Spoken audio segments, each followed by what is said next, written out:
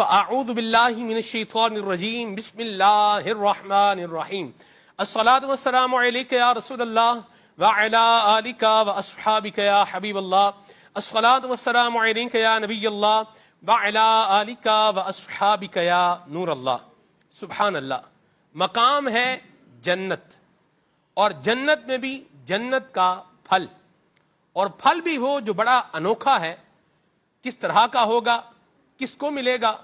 مولا المسلمین، امام المتقین، مسلمانوں کے چوتھے خلیفہ، امام المشارق والمغارب، حضرت علی گل مرتضیٰ شیر خدا کرم اللہ تعالی وجہ الکریم نے ارشاد فرمایا ہے کہ اللہ تعالی نے جنت میں ایک درخت پیدا کیا ہے جس کا پھل سیب سے بڑا اور انار سے چھوٹا، مکھن سے نرم، شہد سے میٹھا اور مشک سے زیادہ خوشبودار ہے۔ سبحان اللہ۔ اس درخت کی شاخیں تر موتیوں کی، تنے سونے کے اور پتے زبرجد کے ہیں۔ لا یأکل منہا الا من اکثر من الصلاۃ علی محمد، فرمایا اس درخت کا پھل وہی کھائے گا جو نبی پاک صلی اللہ علیہ وسلم پر کثرت کے ساتھ درود پاک پڑھنے والا ہوگا۔ صلو علی الحبیب صلی اللہ تعالی علی محمد صلی اللہ علیہ وسلم، صلاۃ و سلاما علیک یا سیدی یا رسول اللہ۔ ہماری مملکت خداداد پاکستان سے حج کے سفر کی فلائٹوں کا آغاز ہونے ہی والا ہے، اور ابھی جن کی فلائٹیں ہیں ان کے لیے خوشی کا موقع ہے کہ ان کا سفر ڈائریکٹ مدینہ منورہ ہو رہا ہے۔ یہ جا رہے ہیں اور براہ راست مدینے جا رہے ہیں۔ سبحان اللہ۔ نہ ہی احرام پہننا ہے، نہ ہی کوئی جو ہے وہ عمرہ کی نیت کرنی ہے، نہ ہی ابھی کوئی حج کی نیت کرنی ہے، بلکہ محبوب خدا کی بارگاہ میں حاضری کی نیت کرنی ہے۔ سبحان اللہ۔ چونکہ جو ابتدا میں فلائٹیں جاتی ہیں یہ ڈائریکٹ مدینے جاتی ہیں، براہ راست یوں بولیے ان کا مدینہ شریف جو ہے وہ جانا ہوتا ہے۔ ان فلائٹوں کا جو ہے وہ رخ سوئے مدینہ ہوتا ہے، حاجیوں کا رخ کہہ لیجئے سوئے مدینہ ہوتا ہے۔ یہ حاجی مدینہ شریف کی طرف روانہ ہوتے ہیں۔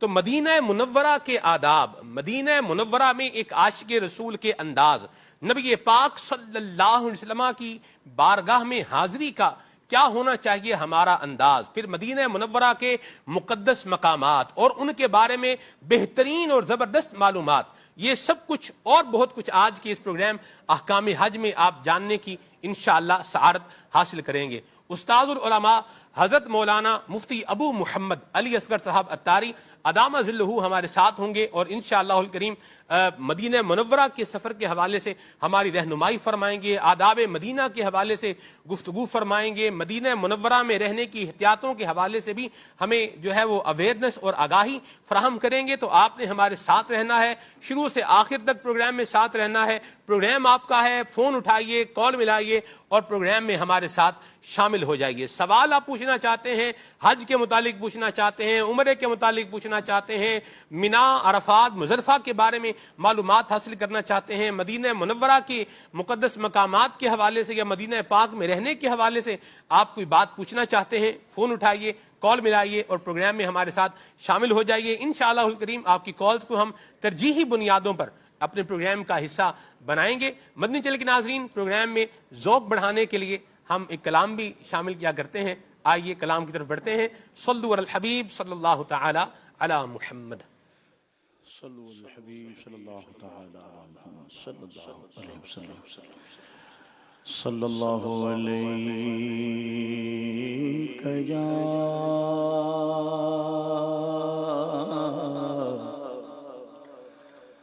یا رسول اللہ وسلم علیک یا حبیب اللہ۔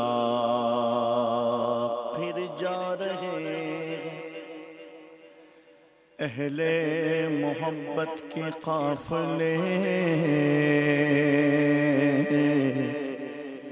پھر یاد آ رہا ہے مدینہ حضور کا،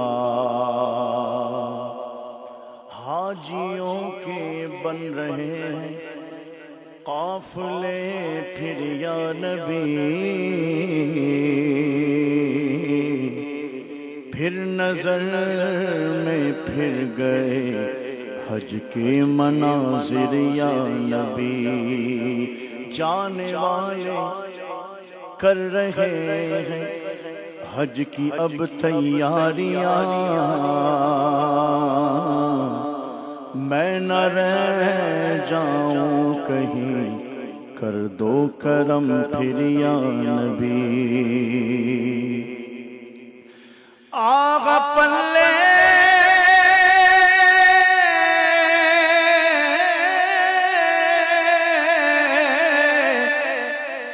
آغا پلے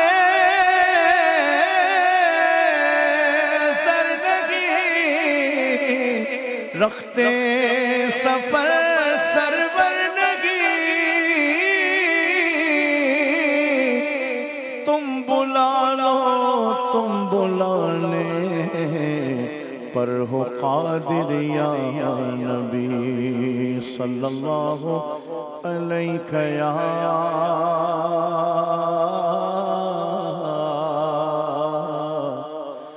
یا رسول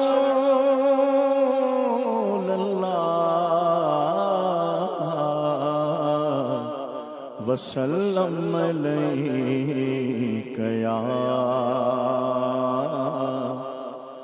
حبیب اللہ طیبہ دکھا دے مولا مولا طیبہ دکھا دے مولا مولا طیبہ دکھا دے مولا مولا طیبہ دکھا دے مولا مولا طیبہ دکھا دے مولا ہم کو طیبہ دکھا دے مولا عمر میری بچی ہے کہاں عمر میری بچی ہے کہاں مر ہی نہ جاؤں میں مولا یہاں طیبہ دکھا دے مولا مولا طیبہ دکھا دے مولا مولا طیبہ دکھا دے مولا مولا طیبہ دکھا دے مولا مدینہ مدینہ ہمارا مدینہ ہمیں جان و دل سے ہے پیارا مدینہ مدینہ مدینہ ہمارا مدینہ ہمیں جان و دل سے ہے پیارا مدینہ سہانا سہانا دلارا مدینہ سہانا سہانا دلارا مدینہ ہر عاشق کی آنکھوں کا تارا مدینہ طیبہ دکھا دے مولا مولا طیبہ دکھا دے مولا مولا طیبہ دکھا دے مولا مولا طیبہ دکھا دے مولا کہ ہر عاشق مصطفیٰ کہہ رہا ہے ہمیں تو ہے جنت سے پیارا مدینہ یہ رنگی فضائیں یہ مہکی ہوائیں یہ رنگی فضائیں یہ مہکی ہوائیں معطر معنبر ہے سارا مدینہ طیبہ دکھا دے مولا مولا طیبہ دکھا دے مولا مولا طیبہ دکھا دے مولا سب کو طیبہ دکھا دے مولا مدینے کے جلووں کے قربان جاؤ، خدا نے ہے کیسا سوارا مدینہ، مدینے کے جلووں کے قربان جاؤ، خدا نے ہے کیسا سوارا مدینہ، پہاڑوں میں بھی حسن کاٹے بھی دلکش، پہاڑوں میں بھی حسن کاٹے بھی دلکش، بہاروں نے کیسا نکھارا مدینہ، طیبہ بلا لے مولا مولا، طیبہ بلا لے مولا مولا، طیبہ بلا لو مولا مولا، طیبہ بلا لے مولا، وہاں پیارا کعبہ یہاں سبز گنبد، وہاں پیارا کعبہ یہاں سبز گنبد، وہ مکہ بھی میٹھا تو پیارا مدینہ، بلا لیجیے اپنے قدموں میں آقا، بلا لیجیے اپنے قدموں میں آقا، دکھا دیجیے اب تو پیارا مدینہ، طیبہ بلا لے مولا مولا، طیبہ دکھا دے مولا مولا، طیبہ دکھا دے مولا مولا، طیبہ دکھا دے مولا، پھروں گرد کعبہ پیو آب زمزم میں، پھر آ کے دیکھو تمہارا مدینہ، پھروں گرد کعبہ پیو آب زمزم میں، پھر آ کے دیکھو تمہارا مدینہ، ٹلی مشکلیں ہو کہیں آفتیں دو، ٹلی مشکلیں ہو کہیں آفتیں دور، گیا جب کوئی غم کمارا مدینہ، طیبہ دکھا دے مولا مولا، طیبہ دکھا دے مولا مولا، طیبہ دکھا دے مولا مولا، طیبہ دکھا دے مولا، یہ دیوان آقا مدینے کو آوے، بلا لو انہیں اب خدا را مدینہ، خدا گر قیامت میں فرمائے مانگو، خدا گر قیامت میں فرمائے مانگو، پکاریں گے دیوان یہ پیارا مدینہ، طیبہ دکھا دے مولا مولا، طیبہ دکھا دے مولا مولا، طیبہ دکھا دے مولا، پیارا طیبہ دکھا دے مولا،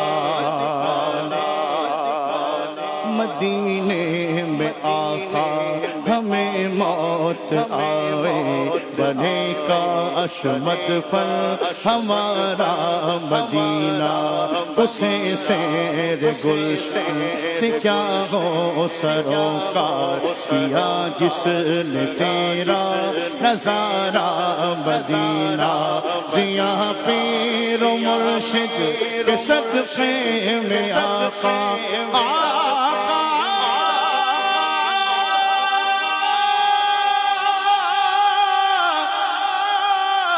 آقا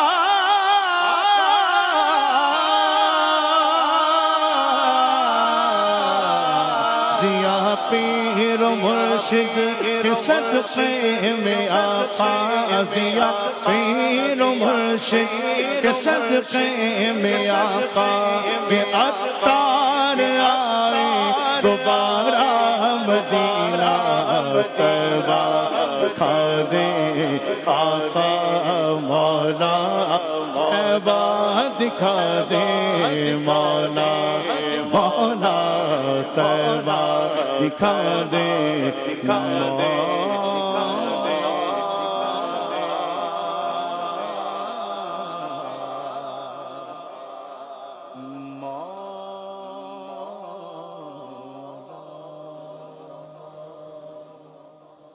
اللہ جل مجدہ الکریم ہمیں ادب والی ذوق والی مکہ مدینے کی حاضری نصیب فرمائے آمین۔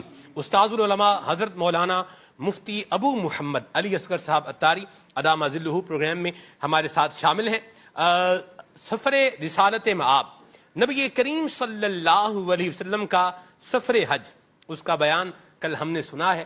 جہاں سے یہ سلسلہ رکا تھا وہیں سے آج دوبارہ جڑنے جا رہا ہے۔ جی مفتی صاحب۔ بسم اللہ الرحمن الرحیم۔ نبی مکرم صلی اللہ تعالی علیہ وسلم اپنے شرکاء کے ہمراہ صحابہ اکرام ہزاروں کی تعداد میں ہیں اور پہنچے ہیں ذوالحلیفہ۔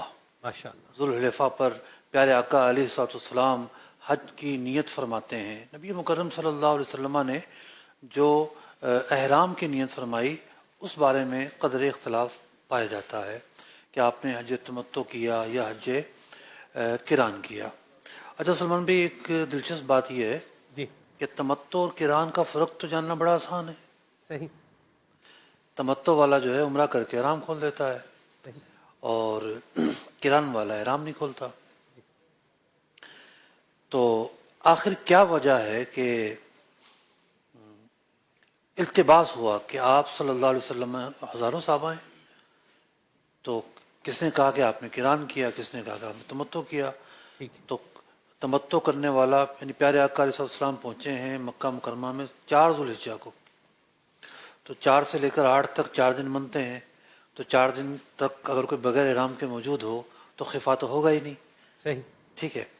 اس خفا کی وجہ یہ ہے کہ عام طور پر حج تمتع کرنے کا ایک طریقہ جو آج کل نہ ہونے کے برابر ہے، صحیح۔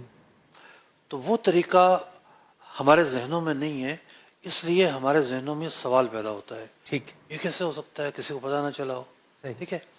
تو یہاں سے یہ بھی سیکھنے کو ملا کہ تجسس انکار کو نہیں کہتے۔ واہ۔ یہاں مقام تجسس میں آ کر ہر دوسرا بندہ انکار کر دیتا ہے۔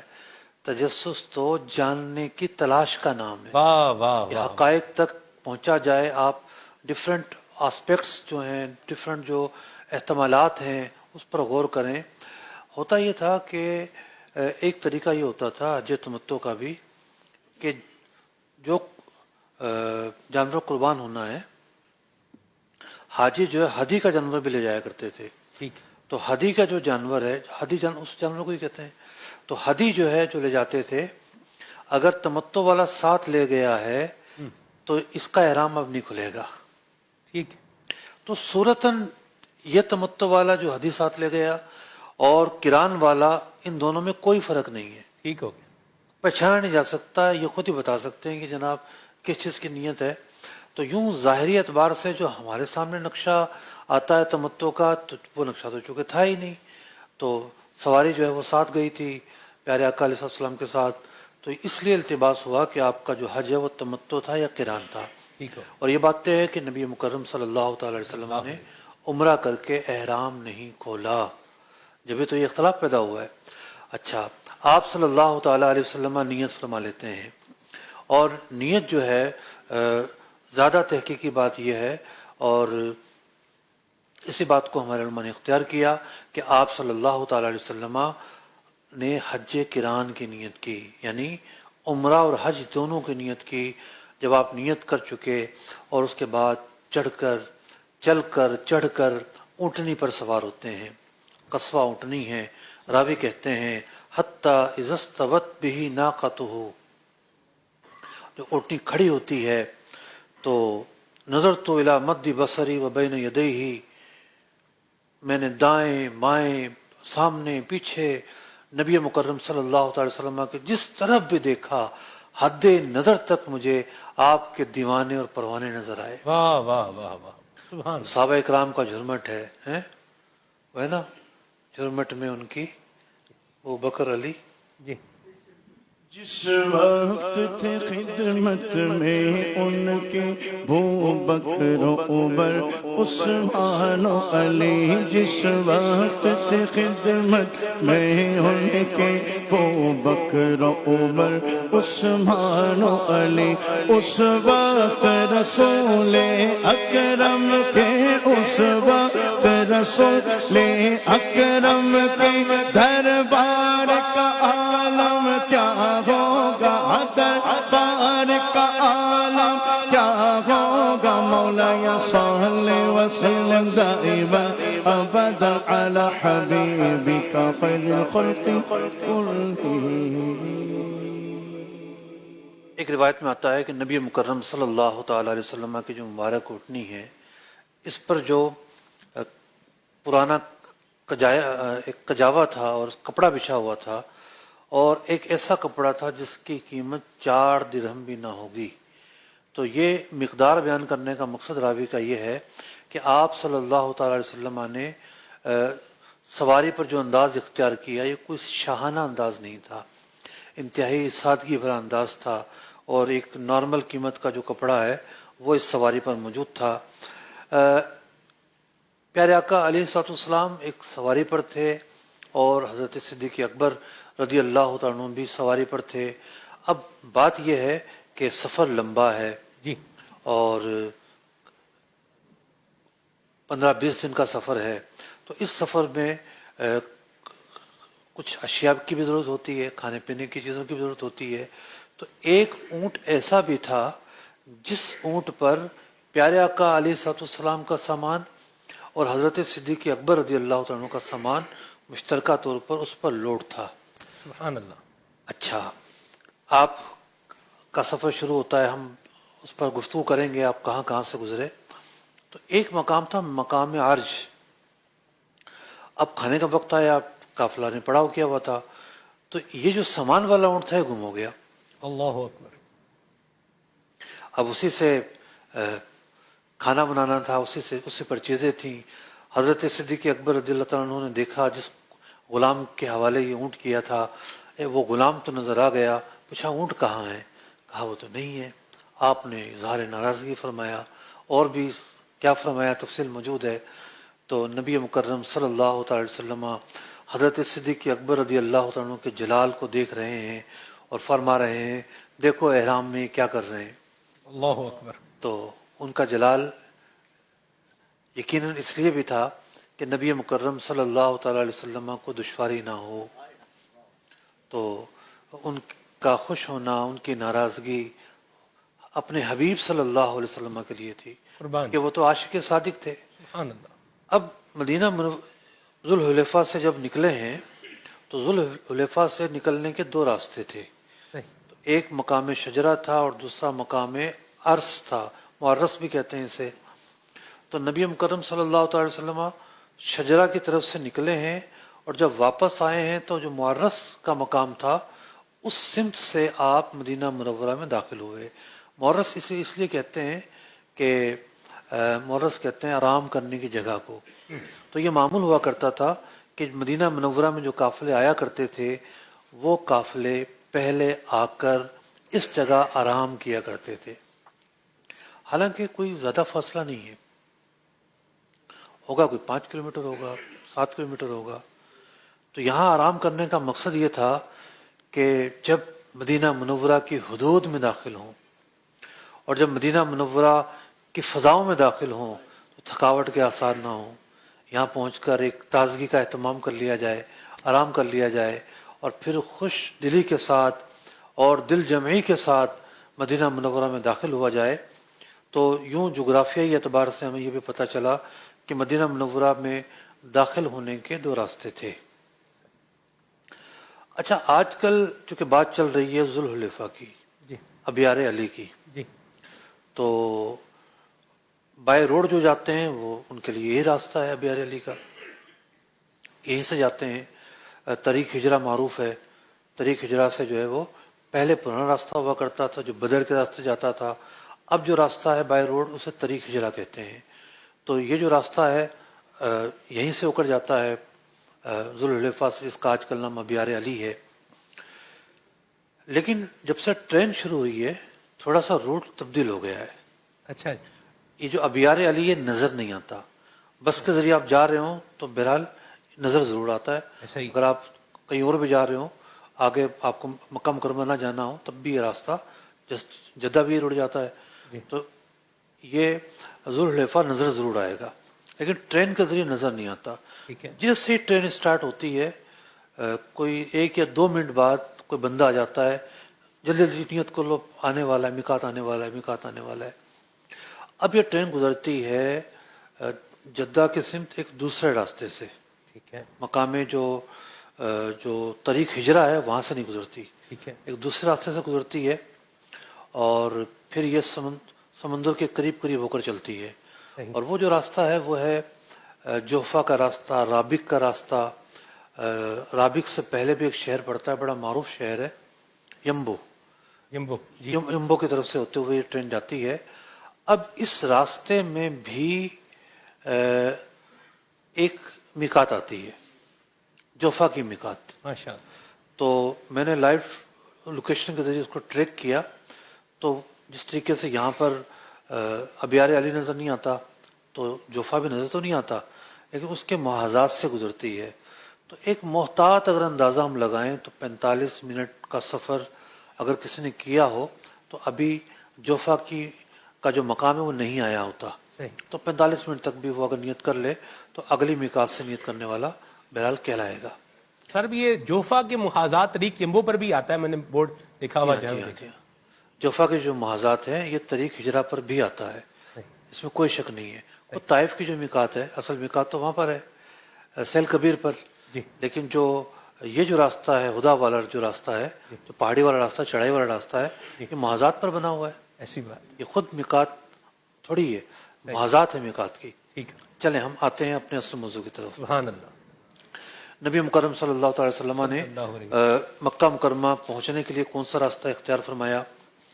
اچھا، پہلی منزل آ چکی ہے، یعنی ذوالحلیفہ پر آپ نے قیام فرمایا، رات گزاری، اور یہاں پر عصر، مغرب، عشاء، فجر اور ظہر کی نمازیں آپ نے ادا فرمائی۔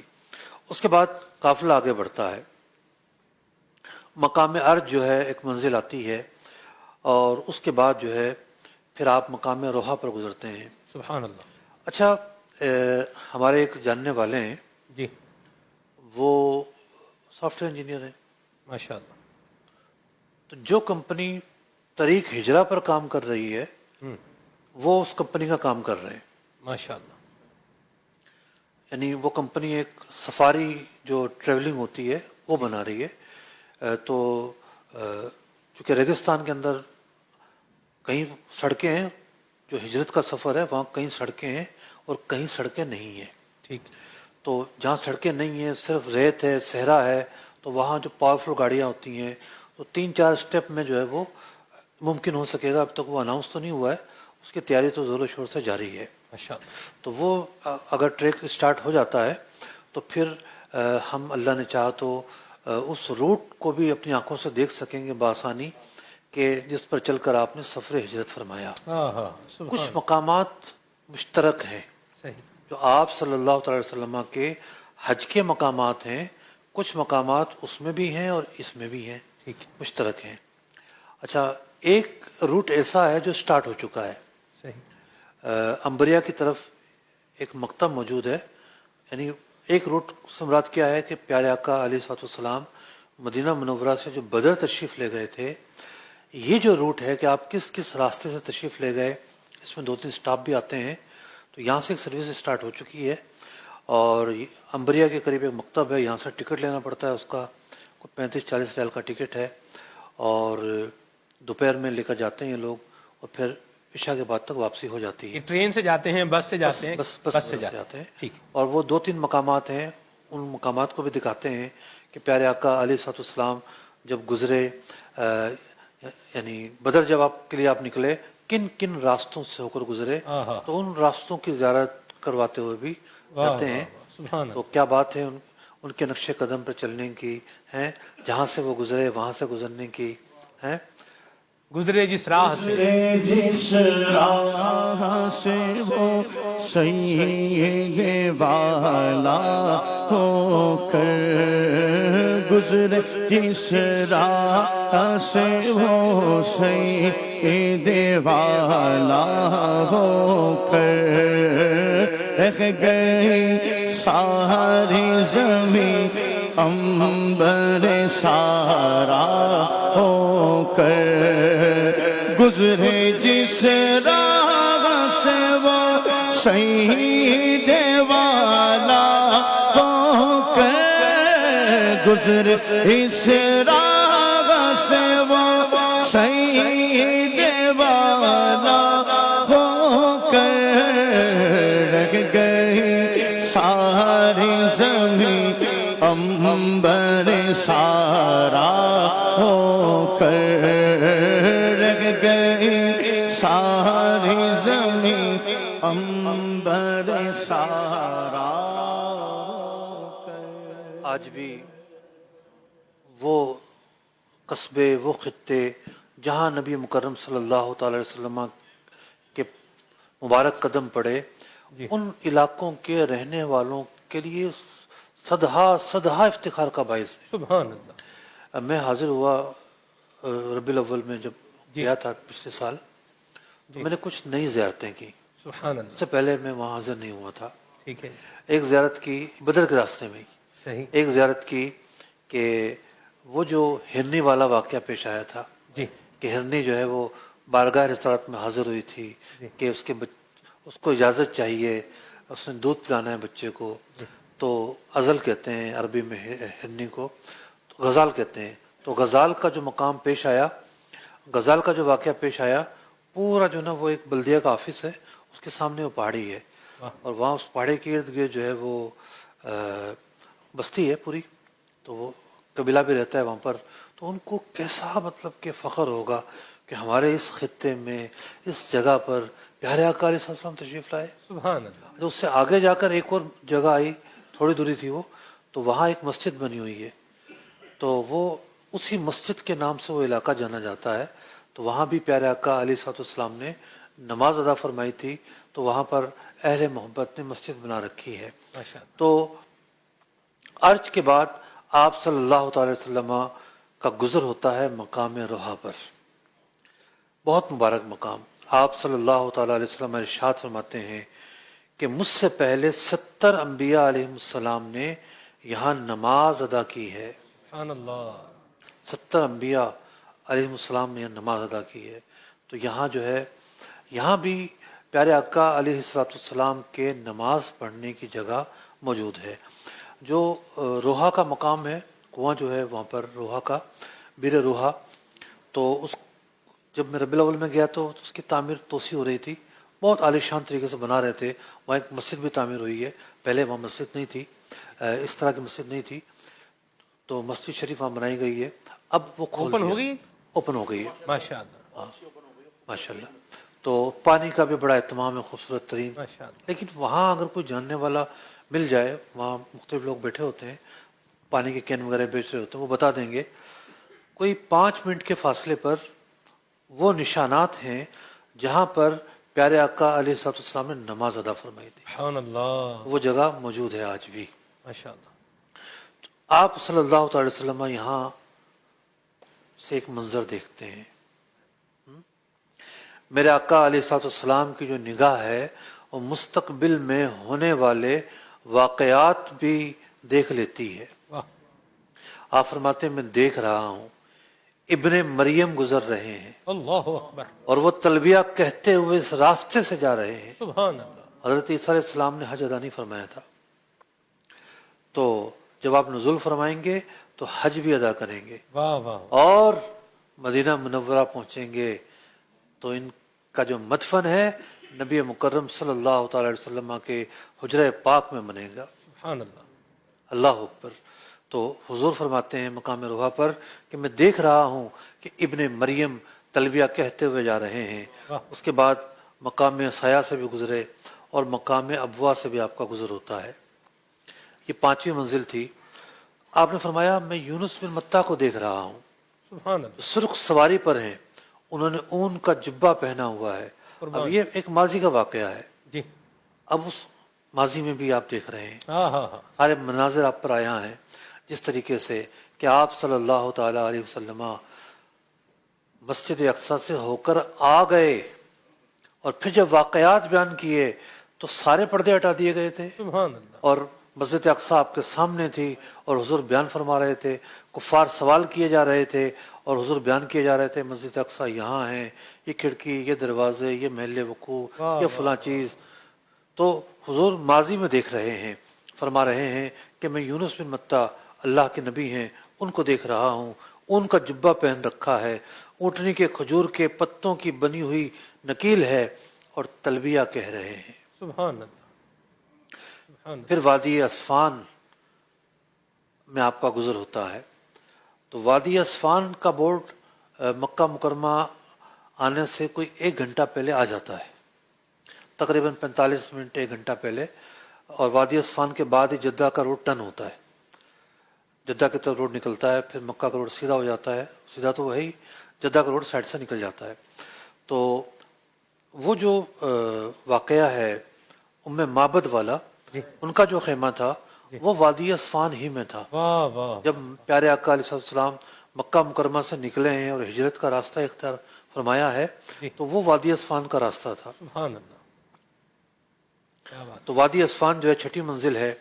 اس کے بعد آپ صلی اللہ تعالی علیہ وسلم مقام صرف میں پہنچتے ہیں جس کا آج کل نام ہے نواریہ, سبحان اللہ. جہاں پر حضرت ام المؤمنین حضرت میمونہ رضی اللہ تعالیٰ عنہ کا مزار پر انوار لب سڑک موجود ہے. ماشاء اللہ. مدینہ منورہ سے جانے والے جب جاتے ہیں تو ان کا مزار پر انوار پہلے آتا ہے. تو یہ پورا جو ایریا ہے حرم سے تو باہر ہے, یہ سارا کا سارا جو ہے وہ صرف کہلاتا ہے اور آج کل اس کا نام نواریہ ہے. پھر وادی ارزق سے آپ کا گزر ہوتا ہے اور پھر مقام ذی طویٰ. مقام ذی طویٰ جو ہے مسجد کی جو نئی توسیع ہوئی ہے مسجد الحرام شریف کی, جسے توسیع عبداللہ کہا جاتا ہے. تو اس توسیع کے لیے جو قدیم آبادیاں تھیں وہ ساری صاف کر دی گئیں اور صرف اس پورے میدان کے اندر ایک 4 دیواری تھی چھوٹی سی, وہ کھڑی ہوئی تھی. یہ وہ کنواں تھا کہ جس کے قرب میں آپ صلی اللہ تعالی علیہ وسلم نے اپنے سفر حج میں آرام فرمایا. سبحان اللہ. اس کنویں کے غسل سے, اس کنویں کے پانی سے آپ نے غسل فرمایا. تو یہ مقام ذی طویٰ جو ہے آج کل کیا صورتحال ہے مجھے اندازہ نہیں ہے. حضرت قبلہ مفتی مطیع الرحمن رضوی صاحب, قبلہ ابراہیم شاہ صاحب بھی اس سفر میں موجود تھے 2010 میں. تو ابراہیم باپو شاید ہمارے ساتھ تھے یا نہیں تھے یاد نہیں مجھے. تو ہم لوگ حاضر ہوئے تھے, مفتی مطیع الرحمن رضوی صاحب بھی تھے قبلہ. تو ہم چھوٹی چھوٹی گلیوں سے گزرتے ہوئے اس کنویں کے پاس سے گزرے تھے. تو اس وقت ایک بالکل گھنی آبادی تھی, لیکن پچھلے 5 سالوں میں جو توسیع ہوئی تو وہ ساری آبادی صاف ہو گئی ہے, لیکن اس کنویں کی عمارت باقی ہے کیونکہ یہ کنواں آثار نبوی سے ہے. سبحان اللہ. پیارے آقا علیہ السلام کے قدم یہاں پڑے ہیں. تو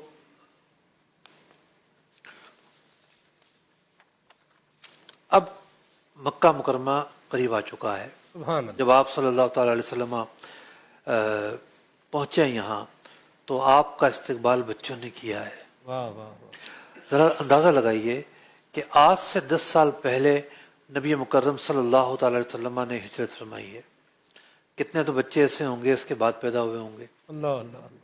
جن کی تمنائیں ہوں گی, حسرتیں ہوں گی, سنتے ہوں گے کہ حضور تشریف لا رہے ہیں, صلی اللہ علیہ وسلم. ہم زیارت کریں گے ان کی.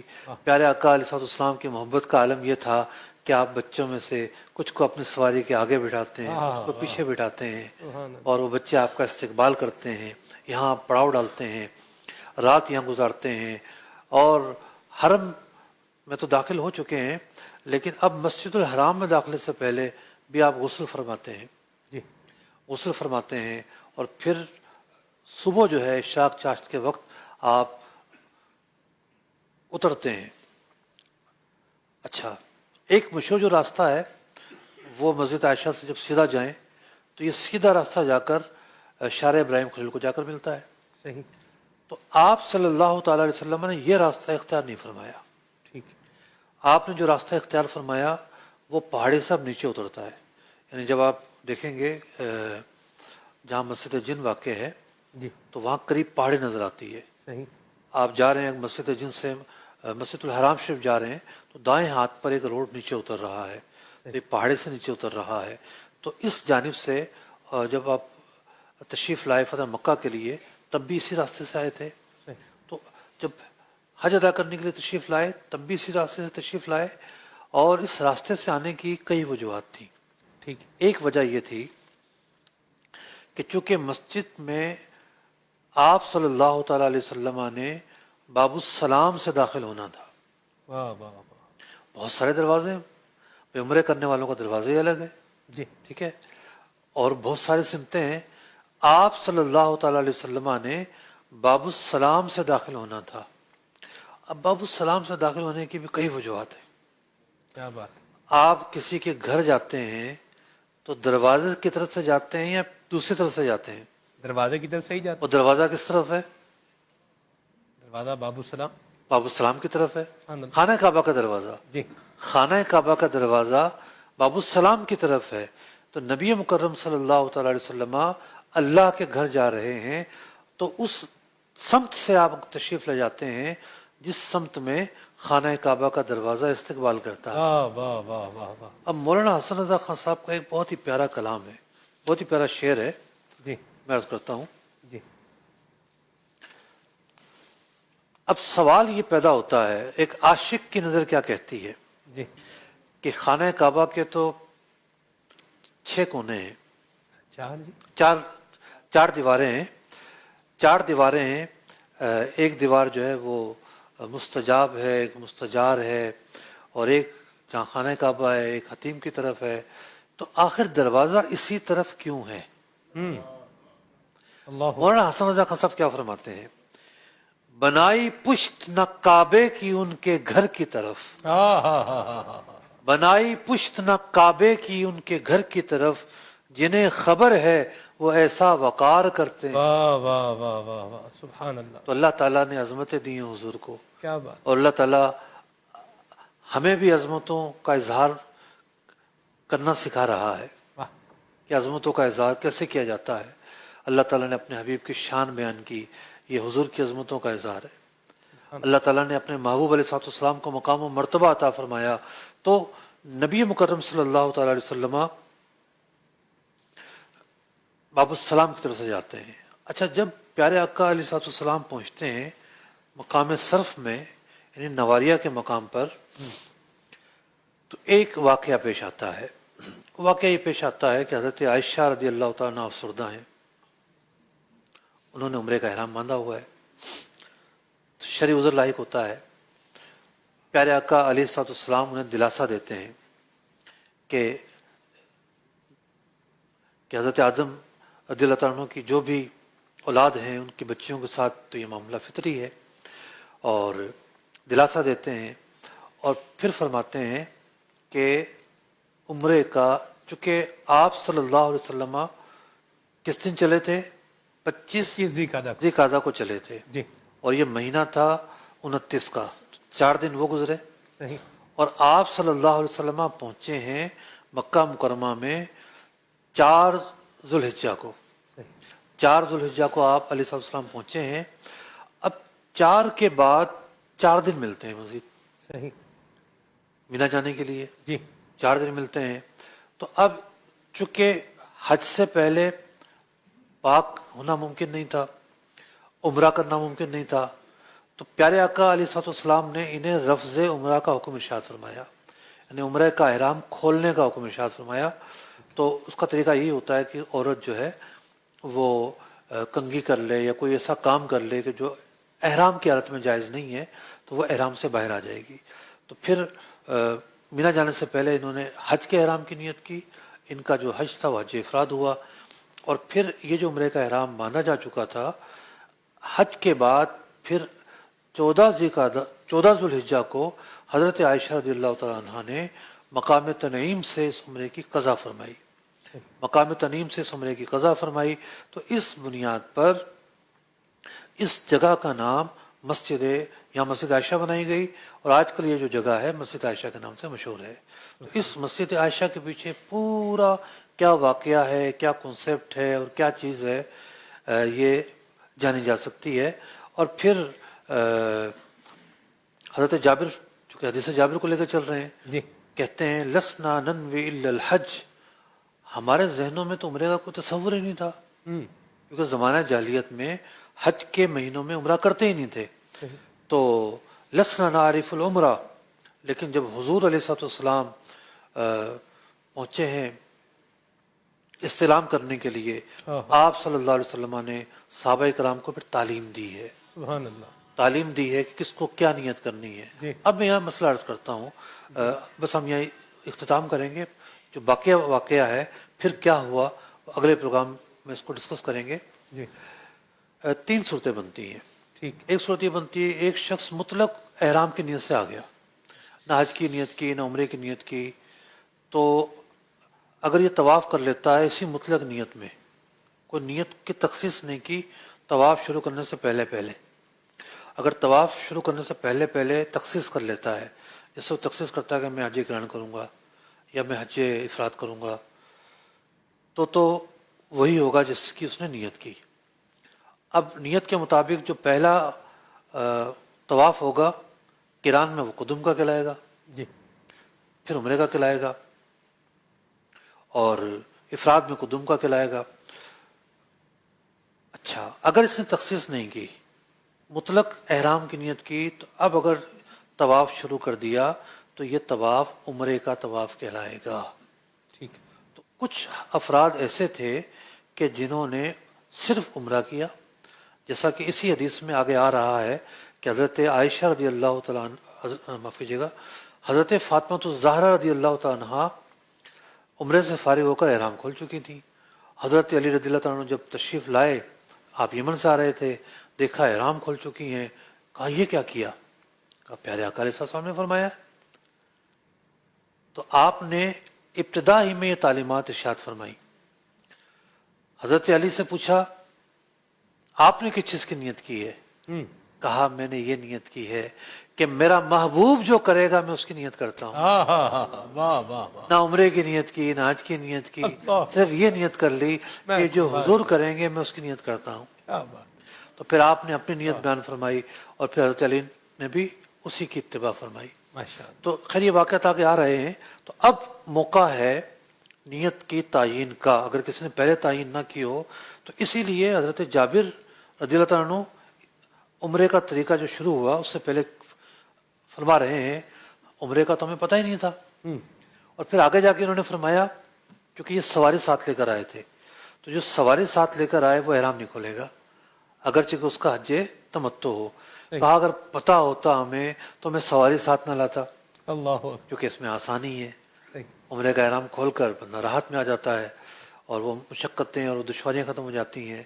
تو پیارے آقا علیہ السلام نے اس کے بعد کیا افعال ادا فرمائے اور کس طریقے سے طواف شروع فرمایا اور کیا کیا گفتگو ارشاد فرمائی، اللہ نے چاہا تو نبی مکرم صلی اللہ تعالی وسلم کے سفر عمرہ کو لے کر ہم مزید گفتگو کریں گے۔ ماشاء اللہ، سبحان اللہ، کیا ذوق افزا یہ بیان ہے نبی کریم صلی اللہ علیہ وسلم کے حج کا بیان ہے۔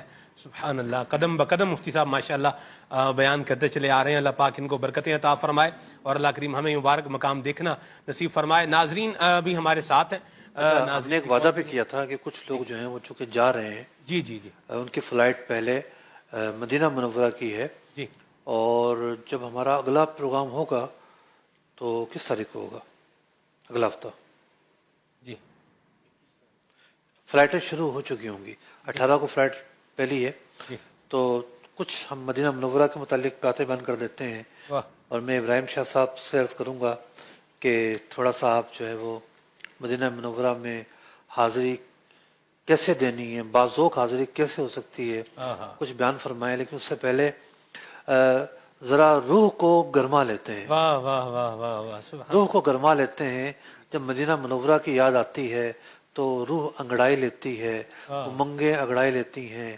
حضرت مولانا جمیل الرحمان صاحب کیا فرماتے ہیں کہ امنگیں جوش پہ آئیں، ارادے امنگے جوش میں آئی، ارادے گد گداتے ہیں.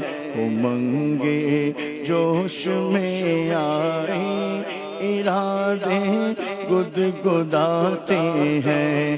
جمیل قادری شاید حبیب حق بلاتے ہیں. امنگے جوش پر آئی، ارادے گد گداتے ہیں. جمیل قادری شاید حبیب حق بلاتے ہیں.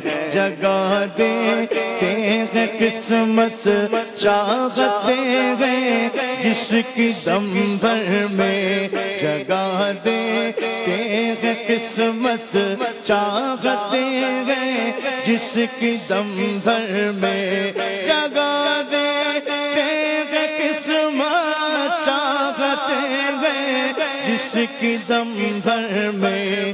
وہ جس کو چاہتے ہیں اپنے روزے پر بلاتے ہیں. وہ جس کو چاہتے ہیں اپنے روزے پر بلاتے ہیں. انہیں مل جاتا ہے گو یا وہ سایہ عرش اعظم کا. انہیں مل جاتا ہے گو یا وہ سایہ عرش اعظم کا. انہیں مل جاتا ہے گو یا وہ سایہ عرش اعظم کا. تیری دیوار کے سائے میں جو بستر جماتے ہیں. تیری دیوار کے سائے میں جو بستر جماتے ہیں. مقدر اس کو کہتے ہیں فرشتے عرش سے آ کر. مقدر اس کو کہتے ہیں فرشتے عرش سے آ کر. مقدر اس کو کہتے ہیں فرشتے عرش سے آ کر.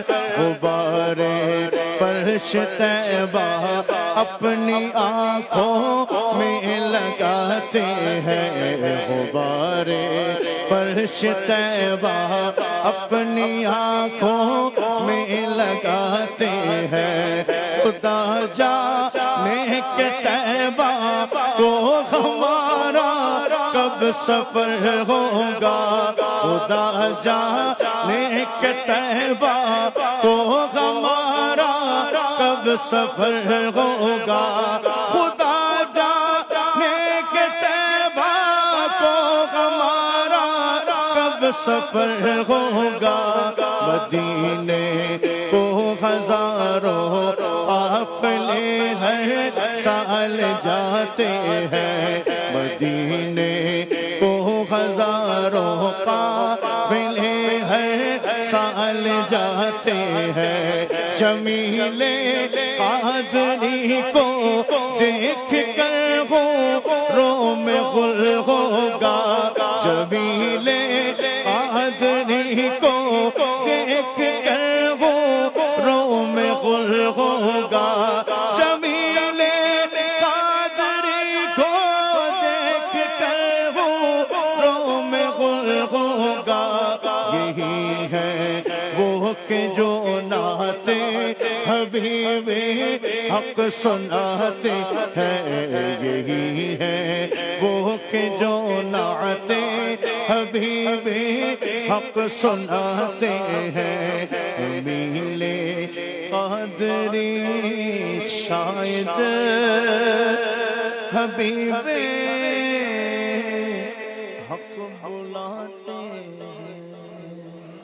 سبحان اللہ سبحان اللہ. رکن شورا قبلہ حضرت ابراہیم شاہ صاحب اتاری ادامہ ذلہ کی طرف بالکل بڑھنے جا رہے ہیں. مدنی چینل کے ناظرین آپ بھی ہمارے ساتھ ہیں. جتنے پلیٹ فارمز پر آپ مدنی چینل دیکھ رہے ہیں, جیسے آپ اگر یوٹیوب پر دیکھ رہے ہیں, آپ فیس بک مدنی چینل لائیو فیس بک پیج کے ذریعے سے جو ہے وہ آپ دیکھ رہے ہیں, تو وہاں سے بھی انشاءاللہ جو آپ کومنٹس میں سوال کر رہے ہیں تو اس کو بھی ہم ممکنہ صورت میں انشاءاللہ پروگرام میں شامل کرنے کی کوشش کریں گے. واٹس ایپ کے ذریعے سے آپ کی جو وائس نوٹس ہیں ان کو بھی انشاءاللہ شامل کریں گے. کال کر رہے ہیں اس کو بھی لیں گے, ٹیکسٹ میسج بھیج رہے ہیں تو اس کو بھی انشاءاللہ ہم اپنے پروگرام کے اندر ممکنہ صورت میں ضرور شامل کریں گے. جی بسم اللہ الرحمن الرحیم. ماشاءاللہ مفتی صاحب نے پورا نقشہ کھینچا ہے واہ.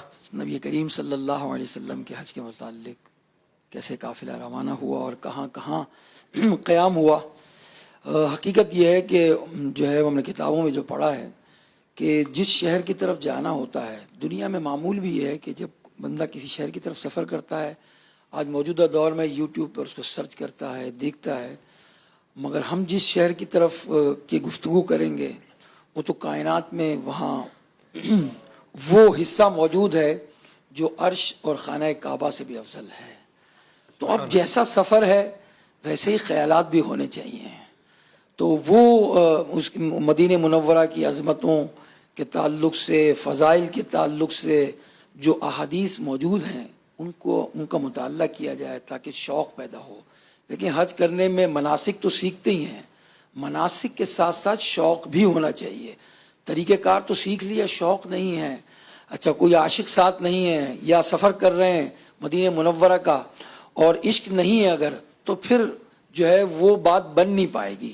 اس لیے جو ہے جو ہمارے بزرگوں نے, ہمارے علماء نے جو سفر نامے بھی لکھے ہیں اس کے اندر اپنی بہت ساری باتیں, مفتی احمد یار خان نعیمی رحمۃ اللہ تعالیٰ علیہ, امام اہل سنت اعلیٰ حضرت رحمۃ اللہ تعالیٰ علیہ, اور بھی دیگر بزرگوں کے سفر نامے موجود ہیں. کس طرح گئے, کس طرح سفر کیا اور کیا کیا آداب بجا لائے, وہ تمام باتیں جو ہیں ان سفر نامے میں موجود ہیں. تو وہ چیزیں اگر ہم انشاءاللہ پڑھیں گے, وہ احادیث, پھر قرآنی آیت بھی ہماری رہنمائی کرتی ہے. ہم بارہا اس کو سنتے ہیں جو ہے 5ویں پارے میں ہے اور سورہ نساء میں, وَلَوْ أَنَّهُمْ إِذْ ظَلَمُوا أَنفُسَهُمْ, اور اگر جب وہ اپنی جانوں پر ظلم کریں تو اے محبوب تمہارے حضور حاضر ہوں, پھر اللہ سے معافی چاہیں اور رسول ان کی شفاعت فرمائے تو ضرور اللہ کو بہت توبہ قبول کرنے والا مہربان پائیں. گویا ہمیں بلایا جا رہا ہے, مجرم بلائے آئے ہیں, جاؤ کا ہے گواہ, یہ آیت گواہ ہے اس کی, پھر رد ہو کب یہ شان کریموں کے در کی ہے. تو پھر جب ہم جا رہے ہیں بس ذہن میں یہ خیال اور مشاہدات تو ہمارے ہوں گے انشاءاللہ الرحمن, مگر یہ خیال ہے ہم کہاں جا رہے ہیں. ارے ہم وہاں جا رہے ہیں ان کے پاس جا رہے ہیں جنہوں نے خدا کا پتہ بتایا ہے. میں کر کے ستم اپنی جان پہ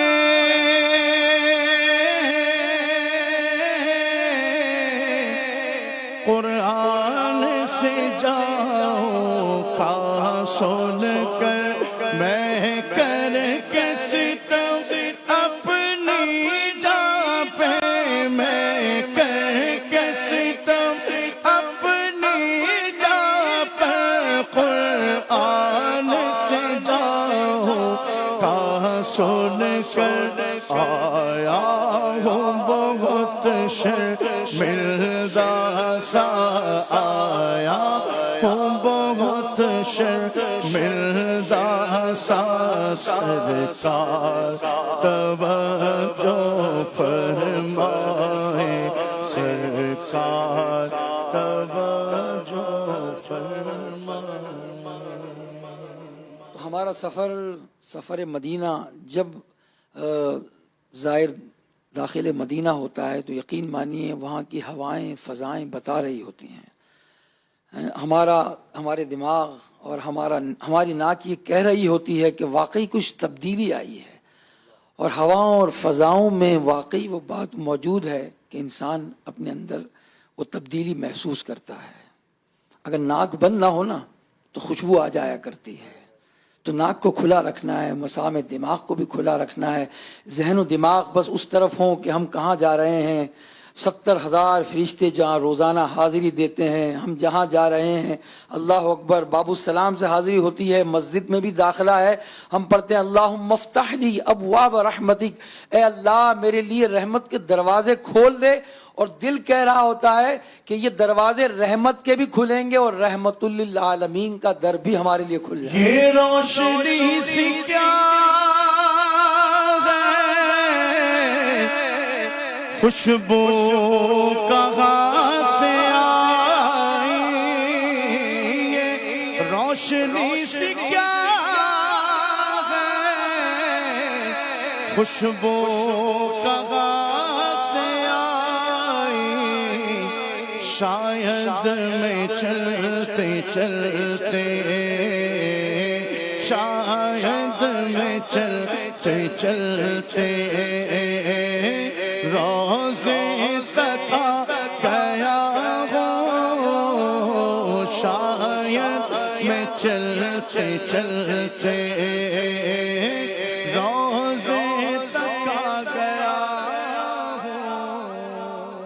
یہ پروگرام کا وقت بھی مختصر ہے، اس لیے بہت ہی مختصر عرض کرتا ہوں کہ مدینہ منورہ میں جب حاضر ہوں تو سر جھکا ہو، جیسے وہاں لبیک کی کثرت کی تھی نا، یہاں درود و سلام کی کثرت کی عادت بنائے ہیں۔ جب گنبد خضرا پر نگاہ جب پڑتی رہے، درود و سلام پڑھتے رہیں، گنبد خضرا کو کوشش کریں پیٹ نہ ہو، بارگاہ رسالت میں جب حاضر ہونے جائیں خوشبو لگائیں، اچھا لباس ہو، اور ہمارا وجود بارگاہ رسالت میں جب حاضر ہو تو دل بھی حاضر ہو۔ جب ہم سلام پڑھیں تو گویا ہمارے آنسو بھی سلام پڑھ رہے ہو، ہمارا دل بھی سلام پڑھ رہا ہو۔ بعض اوقات وہاں سیلفیوں کی طرف توجہ ہو جاتی ہے، موبائل ہاتھ میں لیتے ہیں، برائے کرم ایسا نہ کیجئے گا۔ آپ کہاں حاضر ہو رہے ہیں؟ ایسی جگہ حاضر ہو رہے ہیں کہ نبی کریم صلی اللہ علیہ وسلم کے چہرہ مبارک معجہ اقدس پر آپ کی حاضری ہوگی، قدمین شریفین میں حاضری ہوگی، براہ راست نگاہ مصطفیٰ آپ پر ہوں گی اور آپ کے ہاتھ میں موبائل ہوگا، آپ سیلفی لے رہے ہوں گے۔ ہم کسی بزرگ کی خدمت میں حاضر ہوتے ہیں تو کیا جا کر موبائل ہاتھ میں رکھ کر ان کے سامنے ہم موبائل چلاتے ہیں پھر سلام پیش کرتے ہیں؟ غور کریں ہم کیا کر رہے ہیں۔ اس لیے موبائل کو جیب میں رکھ لیجئے، توجہ ہٹا لیجئے موبائل کی طرف سے، اور توجہ آپ کی یہ ہو کہ بس اپنے آقا کے دربار میں ایک مجرم حاضر ہو رہا ہے اور کہتا جا رہا ہے نگاہ لطف کے امیدوار ہم بھی ہیں، لیے ہوئے تو دلے بے قرار ہم بھی ہیں، تمہاری ایک نگاہ کرم میں سب کچھ ہے، پڑے ہوئے تو سرے راہ گزار ہم بھی ہیں۔ بس جب آپ صلاۃ و سلام پڑھیں، آقا سے عرض کریں ایسے ہی کہ آقا علیہ صلاۃ والسلام سے آپ براہ راست بات کر رہے ہیں۔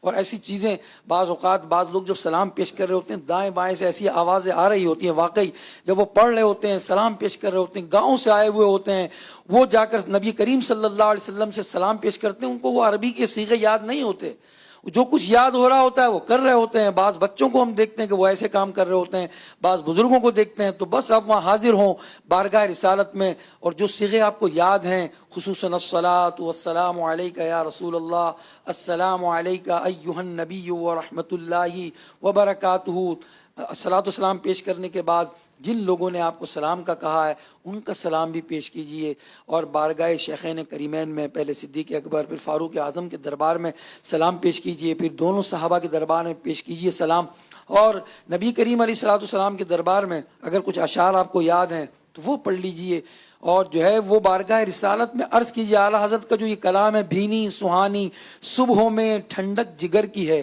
سرور آتا ہے تو یہ ایک وارم اپ ہونا ہے نا۔ آپ نے حاضر دنیا بارگاہ رسالت میں پورا آپ نے کلام پڑھا، پھر آپ درود پاک پڑھتے ہوئے گئے تو ایک الگ سرور آئے گا۔ مطلب کوئی بھی کام منہ اٹھا کر نہیں کیا جاتا، جتنا عظیم کام ہوتا ہے اس کو اسی قدر فوکس کر کے کرنا ہوتا ہے۔ تو اللہ پاک بادب حاضر نصیب فرمائے مدینہ پاک کی، اور بس مقبول حاضر نصیب ہو جائے، ان کی نگاہ جو ہے ہم پر پڑ جائے، نگاہ رحمت ہمیں مل جائے، شفاعت مل جائے تو بس بیڑا پار ہو جائے گا۔ تو یہ جو حاضری ہے، اچھا بعض اوقات بندہ سوچتا ہے کوئی میں محسوس ہی نہیں کر رہا، نہ میرا کوئی ذوق بن رہا ہے، نہ مجھے باقیوں کی طرف کوئی رونا آ رہا ہے، نہ زبان پہ کوئی اشعار آ رہے ہیں، بس آیا ہوں کھڑا ہوا ہوں چلا گیا ہوں۔ یہ بھی کیا کم ہے کہ اس بارگاہ میں آیا ہوا ہے، ہاں ہاں ہاں ہاں یہ بھی کیا کم ہے تیرے شہر میں آئے، تیرے شہر میں آئے ہوئے ہیں۔ شرم سیاہ سے نہیں سامنے جایا جاتا، شرم سیاہ سے نہیں سامنے جایا جاتا، یہ بھی کیا کم ہے تیرے شہر میں آئے ہوئے ہیں، یہ بھی کیا کم ہے تیرے شہر میں آئے ہوئے ہیں۔ دو کام اگر کر لیے جائیں جب جب بارگاہ رسالت میں حاضری ہو تو فوکس جو ہے نا، انسان کا فوکس کرنا، یہ بھی ایک فن ہے نا۔ یعنی بعض اوقات بندہ پڑھنے کے لیے بیٹھتا، دل نہیں کر رہا ہوتا، کتاب کھلی ہوئی ہے، ذہن کہیں اور متوجہ ہے، تو میلان کو کھینچ کر لانا پڑتا ہے۔ جب آپ میلان کو کھینچ کر لے کر آئیں گے، دلچسپی کا سامان پیدا کریں گے، تب فوکس ہوا جاتا ہے۔ تو دو کام کر لیے جائیں، ایک تو یہ کہ پہلے میں نے اس طرح استعمال کیا وارم اپ، ایک عام لفظ ہے، مراد یہ کہ آپ ایک روحانی وارم اپ کر رہے ہیں نا، خود کو ایک باذوق کیفیت پیدا کر رہے ہیں، کوئی اچھا کلام سن کر، کوئی اچھا کلام پڑھ کر، تو اچھا پھر ایسا ہوتا ہے کہ حاضری کے کلام بھی ہیں، بہت سارے کلام اس طرح کے۔ اچھا دوسرا کام کیا کریں، آج کل تو حاضری دینے کا راستہ کافی طویل ہے، باب السلام کی طرف سے جاتے ہیں، اگر رش ہو تو 2-3-4 منٹ لگ جاتے ہیں باب السلام تک پہنچنے کے۔ بس آپ ہر چیز منقطع کر دیں، کسی نے آپ کا ہاتھ پکڑا ہوا ہے، کوئی آپ سے بات چیت کر رہا ہے، جب آپ لائن میں لگ جائیں، اگرچہ کہ باب السلام ابھی نہ آیا ہو، بس اب آپ نیت کر لیں میں کسی سے نہ بات کروں گا، نہ کسی کے ساتھ رہوں گا، بس میں صرف درود پاک پڑھتا ہوا جاؤں گا۔ کوئی کلام اگر کچھ شعر ذہن میں آ رہا ہے وہ دہرانا شروع کر دیں، بس اس ذات پاک کی طرف متوجہ ہو جائیں۔ خیال ذرا تصور کریں کہ قیامت کے دن آسمان سورج سوا نظر پر ہوگا، نفسا نفسی کا عالم ہوگا، تمام کے تمام لوگ انبیاء اکرام کے پاس جائیں گے، وہ کہیں گے اذهبوا الی غیری، پھر مخلوق حضور کی بارگاہ میں پہنچے گی۔ تو اس دن بھی تو حضور کی بارگاہ میں پہنچنا ہے، اس دن کیا کپ کپی ہوگی، کیا گریہ ہوگا، اور کیا فریاد کا عالم ہوگا کہ آقا ہمیں بچائیے، آقا ہم آپ کا دامن کرم چاہتے ہیں۔ اس دن جب حوض کوثر پر جائیں گے تو ہم کس بے کسی کے ساتھ ان سے جام کوثر طلب کریں گے، تو وہ بھی تو ایک تصور ہوگا نا۔ تو آج پھر غفلت کیوں؟ آج تو ہم حضور بھی تشریف فرمائے اور ہم بھی جو ہے حاضر ہیں، تو آج بھی توجہ ہونی چاہیے۔ سب سے بڑا مقصد یہاں ہے سلام پیش کرنا۔ یہاں ہم کوئی مرادیں لے کر جائیں یہ ضروری نہیں ہے، ہم تو اس بارگاہ میں سلام عرض کرنے جائیں، بس یہ سب سے بڑا مقصد ہے۔ اس کے صدقے سارے کام ہو جائیں گے، کیونکہ وہاں ٹھہرنے کی بعض اوقات صورت نہیں بنتی، 5 سیکنڈ ملتے ہیں بعض لوگوں کو، تو بس کافی ہے۔ بھی احساس کمتری نہ لے کر آئیں کہ یہ تو میں نے یہ مدعا پیش کرنا تھا، میں نے تو یہ گفتگو کرنی تھی، اور میں نے یہ آداب اور مستحبات پہ عمل کرنا تھا۔ ان کی بارگاہ میں سلام عرض کر لیا، سب سے بڑی نعمت ہے یہاں کی۔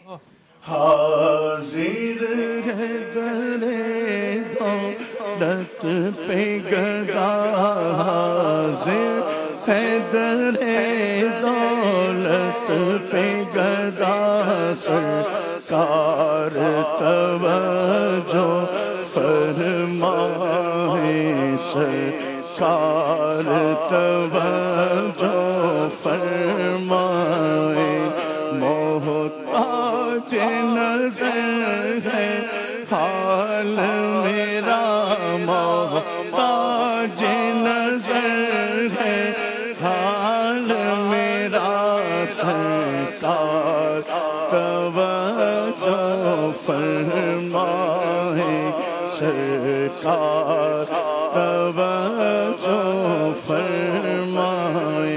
میں کب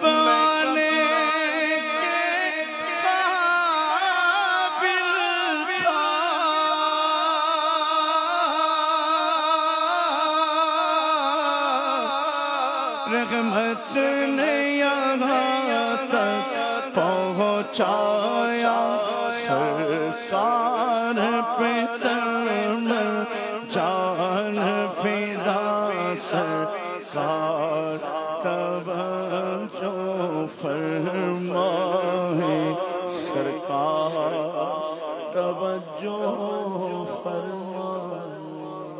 باقی جو نہ کہہ سکے مسجد میں چلے جائیں, وہاں بیٹھ کر کہہ لیں, اور حجرہ مبارکہ کی سیدھ میں بیٹھیں, پشت اطہر ہے, جہاں بھی بیٹھیں, مدینہ جاری شریف نظر آئے, گنبد خزرہ نظر آئے. تو بہرحال ہم اس موضوع کو کنٹینیو رکھیں گے اگلے پروگراموں میں بھی. مدینہ پاک کی حاضری کے تعلق سے مختلف پہلوؤں پر گفتگو کرتے رہیں گے. کالز کافی جمع ہیں, تو پہلے کچھ کالز لے لیتے ہیں. اللہ آپ کو برکت دے مفتی صاحب. آپ نے جو فرمایا نا تصور کھینچ کے لانا پڑتا ہے, تو آپ کا یہ جملہ مجھے تو ادھر سے اٹھا کے سمجھے بارگاہ رسالت میں جو ہے نا وہاں ادھر لے گیا. اللہ اکبر. اللہ آپ کو برکتیں اور عافیتیں سلامتی عطا فرمائے. اور ہمیں سانس مل جائے, یہی ہے زیست کا حاصل. ہے واقعی جو بات فرمائی نا, تھوڑی جتنی دیر مل گئی بہت بڑی غنیمت ہے. لوگ تو ساری زندگیاں گزار دیتے ہیں اور پہنچ نہیں پاتے. سب کچھ ہے پھر بھی نہیں پہنچ پائے.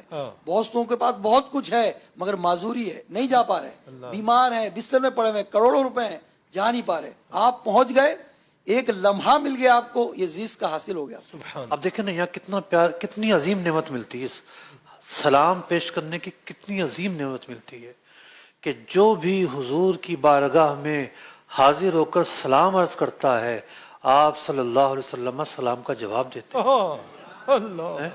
حضور آپ کو کہیں وعلیکم السلام, اللہ کے تم پر سلامتی ہو, اور کیا چاہیے. اور کچھ تو وہ ہیں کہ جنہیں یہ آواز اپنے کانوں میں سنائی دیتی ہے. حضرت قبلہ منظور احمد فیضی صاحب رحمۃ اللہ تعالی علیہ, اولیاء اکرام کو تو ہمیشہ سنائی دیتی ہے, ہر بار سنائی دیتی ہے. تو مدینہ منورہ میں مسجد نبوی شریف میں بیٹھ کر انہوں نے مجھے ارشاد فرمایا کہ میں بارگاہ رسالت میں حاضر ہوا, سلام عرض کیا, تو میرے کانوں میں حضور کی آواز آتی ہے. تو ہمارا معیار نیچے ہے, ہم گناہوں سے آلودہ ہیں, روحانیت سے آری ہیں, ہماری روح پراگندہ ہے. تو ہمیں وہ آواز ہمارے نصیب میں ابھی نہیں ہے. کوشش کریں, آ سکتی ہے, سنائی دی جا سکتی ہے ہمیں. لیکن یہ ضرور ہے کہ حضور سلام کا جواب دیتے ہیں اور توجہ فرماتے ہیں. یہ کم ممکن ہے. وہ تو سب سے بڑھ کر کریم ہے کہ کریموں کے دسترخوان پر, کریموں کے گھر پر کوئی چل کر آئے اور وہ اسے مرحبا نہ کہیں, خوش آمدید نہ کہیں, تو ممکن ہی نہیں ہے. تو حضور تو سب سے بڑھ کر کریم ہے, اور وہ کریم خوش آمدید بھی ہمیں کہتے ہیں اور سلام کا جواب بھی دیتے ہیں. سب سے بڑا مقدر ہے ہمارا, بہت ہے ہمارے لیے. سبحان اللہ. کیا مقدر حسین ہمارا ہے, مصطفیٰ کا ہمیں سہارا ہے. اللہ معصوموں کو ہے عمر میں صرف ایک, یہ بھی یہاں پر توجہ گئی کہ وہ جنہوں نے گناہ نہیں کیے, جو معصوم ہیں, فرشتے ہیں, معصوموں کو ہے عمر میں صرف ایک بار اور آسی پڑے رہیں تو صلاح عمر بھر کی ہے. سبحان اللہ. 8 دن ملتے ہیں, کتنی حاضریاں ہوتی ہیں, کیا بات. اور فرشتہ ایک مرتبہ آئے گا, اس کے بعد دوبارہ آ ہی نہیں سکتا. اللہ اکبر. مدنی چینل کے ناظرین, کالز ہیں آپ کی, اور انشاءاللہ ابھی ہم آپ کی کالز کو لے رہے ہیں. آئیے کالز کی جانب بڑھتے ہیں. سب سے سوال ہے کہ میں حج پہ جا رہا ہوں انشاءاللہ, اور لاسٹ ٹائم میں نے حج کیا تھا, تو اس دفعہ میں سوچ رہا ہوں کہ میں حج بدل کروں. اب میں اپنی سسٹر کا حج بدل کرنا چاہ رہا تھا. اس کو ہے نا پارکنسن کی بیماری ہے, ٹھیک ہے, تو اس کا دل تو ہے حج کرنے کا, لیکن یہ کہ وہ گورنمنٹ کی طرف سے پارکنسن بیماری کو الاؤ نہیں ہے نا, اور یہ ایسی بیماری ہے کہ آگے یہ خراب بھی ہوگی, اس کا کوئی علاج بھی نہیں ہے, لیکن ابھی فی الوقت اس کی طبیعت ٹھیک ہے. تو اگلے سال بھی گورنمنٹ یہی کرے گی. تو اب مجھے یہ پوچھنا ہے کہ اس بیماری میں حج بدل میں کر سکتا ہوں یا نہیں کر سکتا, اور کیا یہ ضروری ہے کہ کیونکہ پیسے ہم نے اپنے لگائے ہیں نا, پیسے ان سے لیے نہیں ہیں. تو اب یہ بھی بتا دے کہ ان سے پیسے لینا, اجازت لینا کیا ضروری ہے. اجازت تو لے لیں گے, لیکن یہ ہے کہ وہ پیسے لینا ضروری تو نہیں ہے, بغیر ان سے پیسے لیے ہوئے ان کی طرف سے حج ہو جائے گا. فی الحال آپ جو ہے وہ ان کی طرف سے حج بدل نہ کریں. وجہ یہ ہے کہ جب سے گرمیاں آئی ہیں، یعنی حج گرمیوں میں شروع ہوا ہے، تو کچھ خصوصی جو ہے وہ ہدایات لگا دی گئی ہیں. تو چونکہ قوت مدافعت جن کی کم ہوتی ہے بڑھاپے کی وجہ سے یا مختلف امراض کی وجہ سے، تو وہ لوگ سروائیو کرنے میں مشکل ان کو ہوتی ہے. تو جب یہ حج جو ہے باہر کی طرف آئے گا، مارچ اور فروری کی طرف آئے گا، تو امید یہ ہے کہ یہ پابندیاں کم ہو جائیں گی. تو یوں جب موقع ان کو مل سکتا ہے تو ابھی ان کی طرف سے حج بدل نہ کیا جائے، انتظار کیا جائے گا. وہ وصیت کر دیں اپنی کہ بھئی میری طرف سے میرے مال سے حج کر دیا جائے. وہ وصیت آج سے ہی کر دیں. ان کو موقع مل جاتا ہے تو یہ جا کر خود حج کریں گی، ورنہ یہ ہے کہ ان کے اگر اللہ نہ کرے انتقال ہو جاتا ہے تو ان کے بعد پھر حج بدل کی صورت بنے گی. جی عادل احمد بات کر رہا ہوں. مفتی صاحب سے میرا سوال ہے احکام حج میں کہ حضور یہ ارشاد فرمائیے کہ اسلامی بہنوں کا جو چہرہ کھلا ہوتا ہے تو وہ جو احرام یا اسکارف باندھتی ہیں اپنا، تو وہ اسکارف کہاں تک رکھیں اپنا؟ بعض بھووں تک بالکل اپنا ماتھا چھپا لیتی ہیں یا جہاں تک بال اگنا شروع ہوتے ہیں، تو اس حوالے سے رہنمائی فرما دیں کہ چہرہ کتنا کھلا ہونا چاہیے. جزاک اللہ خیرہ. جی ماتھا تو نہیں چھپائیں گی کیونکہ ماتھا جو ہے نا وہ چہرے ہی کا حصہ ہے. بال کی جہاں ابتدا ہوتی ہے تو وہاں تک ہی اپنا اسکارف رکھیں گے. بال چھپانا ضروری ہے. بال جو ہے وہ ستر کا حصہ ہے اور ماتھا کھلا رکھیں گی. جی بعض اسلامی بہنیں جو ہے نا بلکہ تاکید بھی ہے تو وہ آگے سے جو ہے نا وہ پی کیپ لیتی ہیں اور اس سے یہ ہے کہ پردہ بھی ہو جاتا ہے. تو پردے کی اور بھی صورتیں بنتی ہیں کہ مردوں کا گزر ہو تو کتاب کے ذریعے یا کسی اور چیز کو آڑ بنا کر جو چہرے سے مس نہ ہو، تو یوں بھی ہے کہ پردے کی صورت کی جا سکتی ہے. ٹھیک. جی میرا نام محمد جامع رضا اختاری ہے. میرا سوال یہ تھا کہ آج کل بعض حاجیوں کو نیو منا یعنی مزدلفہ میں ٹھہرایا جاتا ہے تو جس سے سنت ادا نہیں ہو پاتی، تو حاجی کتنی دیر تک اولڈ منا میں قیام کریں تاکہ ان کا سنت ادا ہو جائے نا؟ تو برائے کرم اس کا طریقہ بھی بتا دیجیے اور اس کا جواب عرض کر دیجیے. جزاک اللہ. مینا اور مزدلفہ جو ہے وہ اللہ کی طرف سے مقرر کردہ حدود ہیں. تو کوئی نئی کراچی تو ہے نہیں یا لالو کھیت تو ہے نہیں کہ ہم اپنی مرضی سے نام رکھ دیں گے. تو مینا مینا ہے، کوئی نیو مینا نہیں ہے. جہاں تک مینا ہے اسی کو مینا کہیں گے.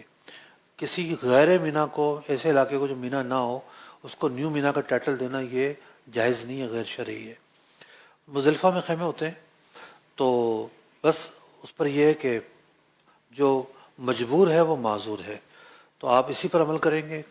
وہ رخصت یعنی کہ سنت موقدہ پر عمل کرنے کی صورت نہیں بنی تو اپنے خیمے میں رات گزاریں. یہ ممکن نہیں ہے اس وقت کہ کوئی باہر آ کر رات گزارے گا. بہت ساری دشواریاں اس کے اندر واقع ہوتی ہیں. ٹھیک. جی کون؟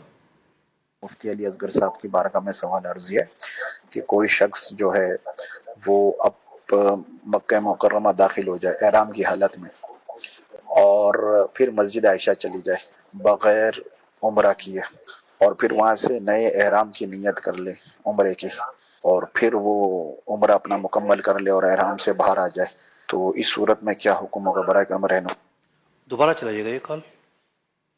مفتی علی اصغر صاحب کی بارگاہ میں سوال عرض ہے کہ کوئی شخص جو ہے وہ اب مکہ مکرمہ داخل ہو جائے احرام کی حالت میں اور پھر مسجد عائشہ چلی جائے بغیر عمرہ کیے اور پھر وہاں سے نئے احرام کی نیت کر لے عمرے کی اور پھر وہ عمرہ اپنا مکمل کر لے اور احرام سے باہر آ جائے، تو اس صورت میں کیا حکم ہوگا؟ برائے کرم رہنما.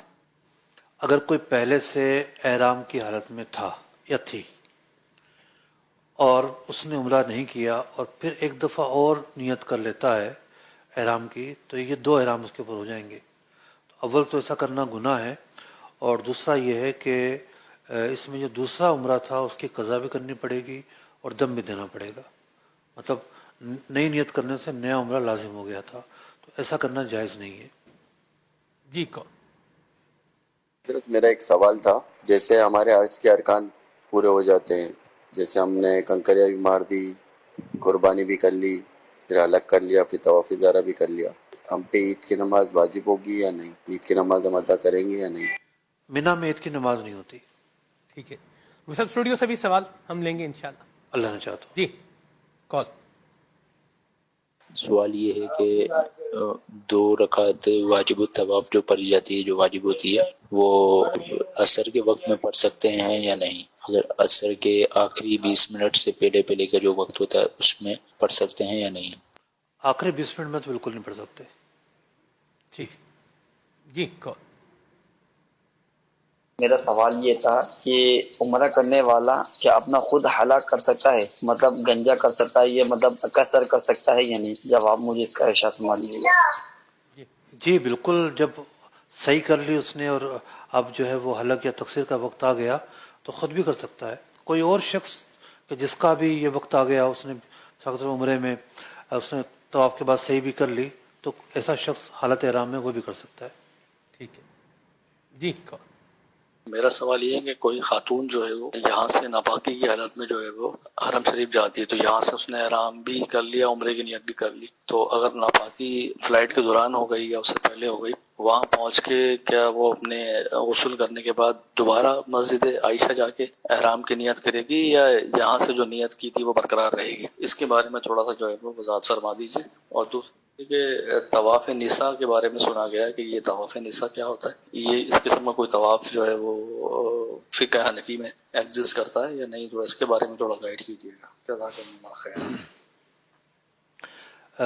یہ عورت جو ہے جس نے احرام کی نیت میقات سے پہلے کر لی تھی تو اس کی نیت برقرار ہے، وہاں جا کر یہ انتظار کرے گی، پاک ہونے تک پاک ہو جائے گی تو جا کر طواف کرے گی اور عمرہ ادا کرے گی. دوبارہ سے نیت کرنے کی حاجت نہیں ہے، نیت اس کی ہو چکی ہے، وہ نیت کافی ہے، دوبارہ سے نیت کرنے کی اجازت بھی نہیں ہے. جو انہوں نے نساء کی بات کی ہے، تو چونکہ سوشل میڈیا سے کچھ چیزیں ایسی ہیں جو نئی نئی بھی آتی ہیں، تو ہوتا یہ ہے کہ اہل مکہ ہیں، جب سارے حاجی چلے جاتے ہیں مینا میں، جیسے 8 تاریخ کو چلے گئے تو اب 9 کو تو حج ہو رہا ہے، تو سارے لوگ تو حج کرنے نہیں جاتے، اور آج کے دور میں خاص طور پر حج اجازت سے ہوتا ہے اور مکہ والوں کو بھی فیس ادا کرنی پڑتی ہے اور کافی مہنگا حج ہوتا ہے ان کے لیے بھی.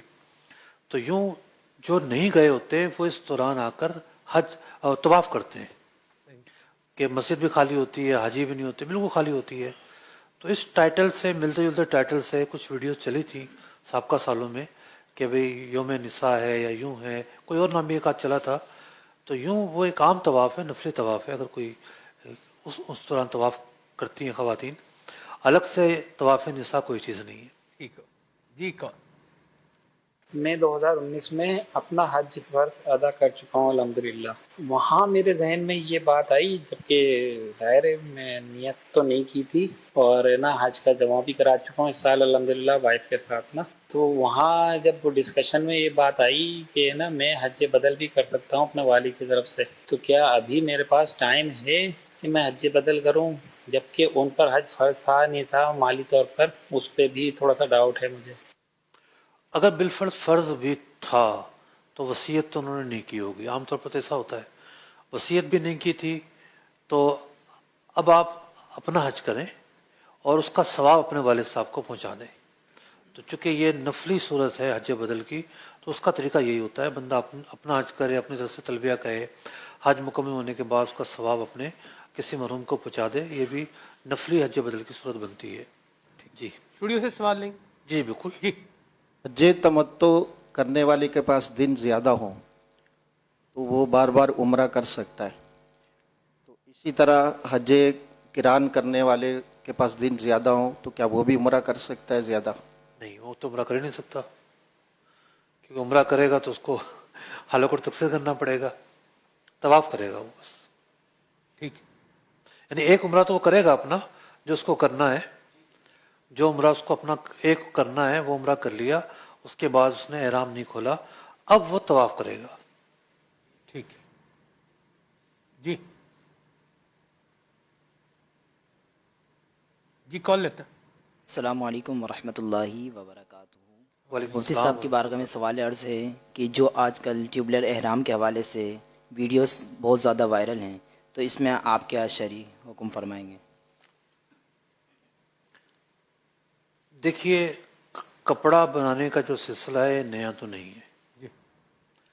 کپڑا تو صدیوں سے بنتا ہوا چلا آ رہا ہے، اور समरकंद हो, बुखारा हो, अरब हो, अजम हो, हर दौर के अंदर कपड़ा बनता रहा है जी, खड्डियों पर कपड़ा बनता रहा ऐसा है। ही है।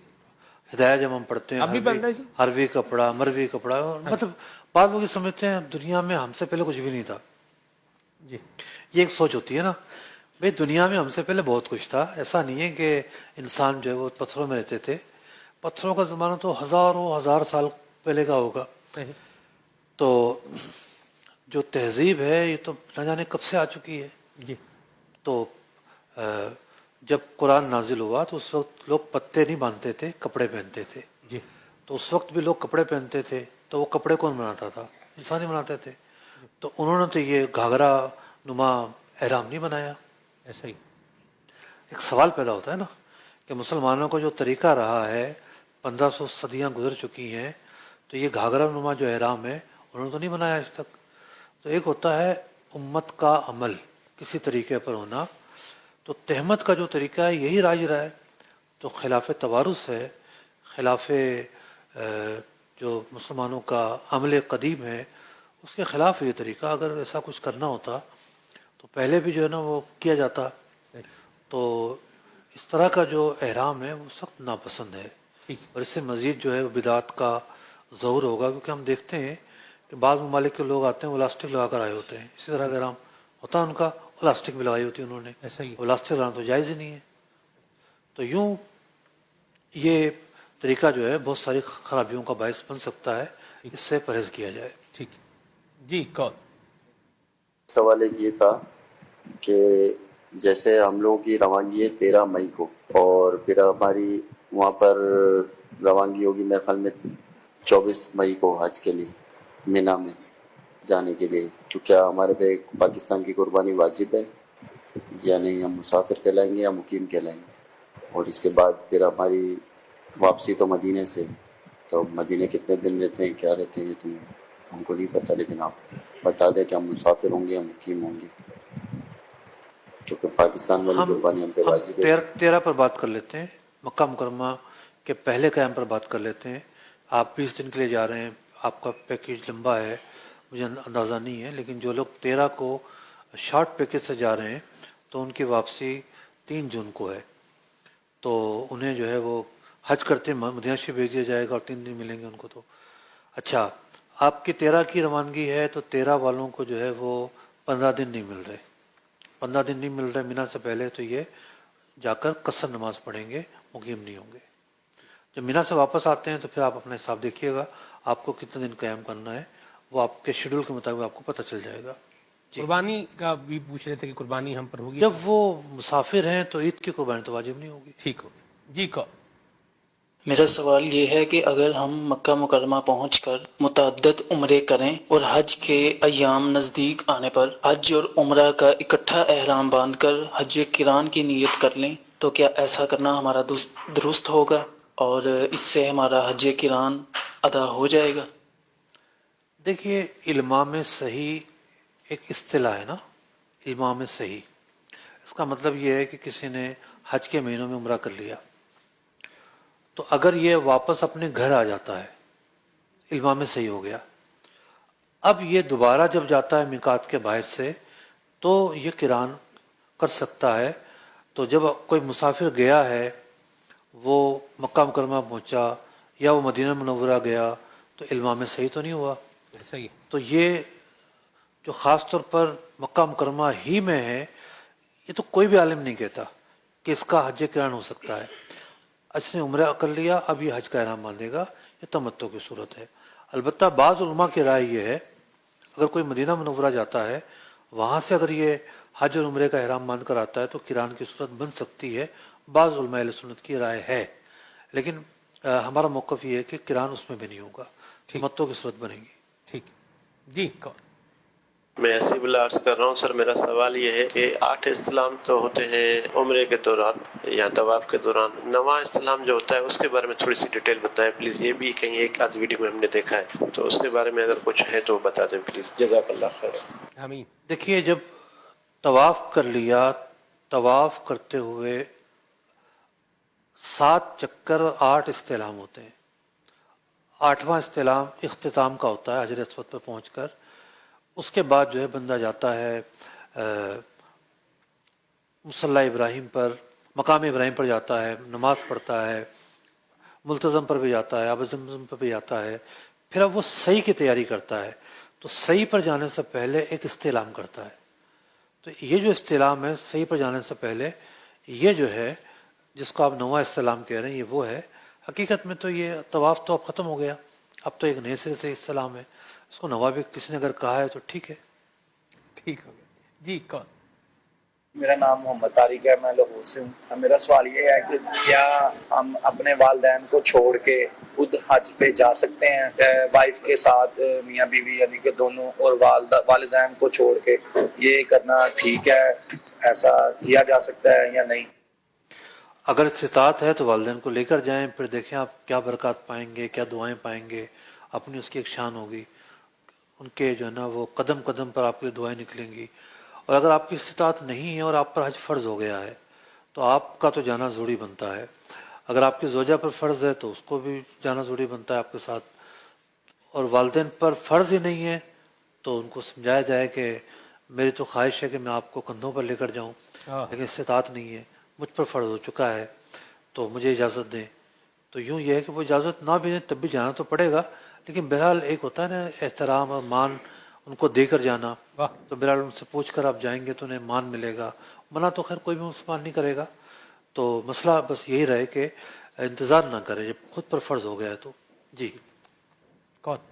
کیا حاجی کے لیے بھی ایام تشریق میں تکبیر تشریق پڑھنا واجب ہے؟ اور دوسرا سوال یہ ہے کہ اگر کسی کی ایک دن کی رمی رہ جائے کسی عذر کی وجہ سے، تو کیا وہ رمی کسی دوسرے دن اگلے دن کر سکتا ہے؟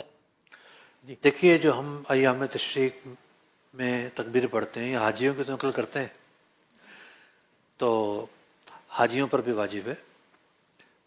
باقی رمی کی جہاں تک آپ نے بات کی ہے تو رمی رہ جائے تو قضا ہو گئی ہے، قضا ہو گئی، اور جو اس پر جنایت آنی تھی وہ جنایت بھی واقع ہو چکی ہے. اب میں تھوڑا ڈاؤٹ میں ہوں کہ اگلے دن قضا کے باوجود اس کو کرنی ہے. مجھے یہ یاد آ رہا ہے کہ کرنی ہے، لیکن وہ جنایت اس پر آ چکی ہے. جی ٹھیک. جی مفتی صاحب سے میرا سوال یہ ہے، حاجی نے حج کا نیت کر کے احرام باندھ لیا، اس کے لیے کیا حکم ہے؟ اور کون سا حاجی ایک قربانی کرے گا، کون سا حاجی 2 قربانیاں کرے گا؟ اور حاجی کو زیادہ سے زیادہ کون سا وظیفہ وہاں حج پر کرنا چاہیے؟ اس کے بارے میں رہنمائی فرما دیجئے. ایک تو قربانی کا سوال ہے، ایک وظیفے کا سوال. اس سے پہلے بھی ایک سوال تھا ان کا. دیکھیے قربانی تو حاجی ایک ہی کرتا ہے، 2 قربانیاں نہیں ہوتی. مشہور ہے کہ جی کران والا 2 قربانیاں کرے گا، ایسا نہیں ہے. کران والے کی بھی ایک قربانی ہوتی ہے، تمتع والے کی بھی ایک ہوتی ہے. حج افراد کرنے والے پر قربانی واجب نہیں ہے. کرے تو اچھی بات ہے. اور کیا سوال تھا ان کا دوسرا یہ تھا جی کہ وظیفہ کون سا کرے گا؟ وظیفہ موقع مقام دیکھا جاتا ہے. جیسے رمی کرنے سے پہلے جب رمی شروع نہیں کی ہے، حج کا احرام باندھنے کے بعد سب سے بڑا وظیفہ اس کا لبیک ہے. اب جب احرام میں ہی نہیں ہے یا ایسا موقع کہ لبیک نہیں کہہ سکتا تو اللہ تعالیٰ کا ذکر کرے، تلاوت قرآن پڑھنے کا موقع ملتا ہے تلاوت قرآن کرے، درود پاک پڑھے، تہجد پڑھے، اشراق چاشت پڑھے، نیکیوں کی طرف دل کو لگائے. جی ماشاءاللہ. ناظرین آپ کی کالز کو بھی ہم نے جو ہے وہ شامل کیا ہے. پروگرام جو ہے وہ اختتام کی جانب بڑھ رہا ہے. اللہ تعالیٰ ہمیں اپنے احکامات کے مطابق درست انداز میں ذوق اور شوق کے ساتھ حج کرنے کی توفیق عطا فرمائے. مفتی صاحب سے آج کے پروگرام کے کلوزنگ ریمارکس لیں گے اور پھر اجازت لیں گے. دیکھیے یہ جو سفر ہے، کسی نے کہا مجھ سے پوچھا کہ میں پچھلے سال بھی حج پر گیا تھا، اس سال بھی جا رہا ہوں. تو مجھے کسی نے کہا کہ کیوں جا رہے ہو، حج تو ایک دفعہ فرض ہوتا ہے. تو کہنے لگا کہ میں اس کو کیا جواب دوں. میں نے کہا ان سے یہ کہو کہ حج جو ہے ایک مشاہداتی عبادت ہے. بندہ ایک مقام حضوری میں پہنچتا ہے، اللہ سے بہت زیادہ قریب ہوتا ہے. اور جو اولیاء اکرام تھے، علماء اکرام تھے بڑے بڑے، کہ ان کے معمولات میں سے ہے کہ وہ ہر سال جایا کرتے تھے حج کرنے. امام اعظم ابو حنیفہ رضی اللہ تعالیٰ عنہ نے 55 حج کیے ہیں. اور کتنے اولیاء اکرام تھے جو پیدل جایا کرتے تھے. تو جس سے ہو سکتا ہے بھائی لوگ شادی بیاہوں میں کروڑوں روپے لگا دیتے ہیں, لاکھوں روپے لگا دیتے ہیں, دنیا بھر کے سیر سپاٹے کرتے ہیں, اور ایک وہ ہے جس کی توجہ اللہ کی رحمت کی جانب ہے اور وہ اللہ کی رحمت لینے کے لیے بار بار جاتا ہے, تو اس پر تام تو کسی صورت نہیں بنتا. بعض اوقات بس منہ کھلا اور اعتراض شروع ہو گیا, بھائی کیوں اعتراض کر رہے ہو؟ تو بندہ جا رہا ہے, اپنے پیسے لے کر جا رہا ہے. تو جس کو موقع ملا ہے, زیادہ تر لوگ ایک ہی دفعہ جاتے ہیں, تو وہ غور کریں, ہم نے تو ایک ہی دفعہ آنا ہے, ہو سکتا ہے ایک آدھ دفعہ اور آ جائیں. تو پورا فوکس ہو کر حج کے آداب اپناتے ہوئے اور جو مقامات ہیں ان کی عظمت کو ذہن میں لاتے ہوئے اس سفر کو کریں, اور اللہ سے دعا مانگیں, اے اللہ ہم پر جو ہے وہ چیزیں منکشف فرما, آسانیاں فرما, ہم بے ادبی نہ کریں, ہماری جو عبادت ہے وہ پرخلوص عبادت ہو, اور ایسی عبادت ہو جو مقبول عبادت ہو جائے. تو دعا جو ہے آپ کی عبادت کے آسان اور مقبول ہونے کے راستوں کو کھولے گی اور ممکن بنائے گی انشاءاللہ. ماشاء اللہ. مدنی چینل لکھتے رہیے صلو علی الحبیب صلی اللہ تعالی علی محمد. شرف دے حج کا مجھے بغیر مصطفیٰ یا رب.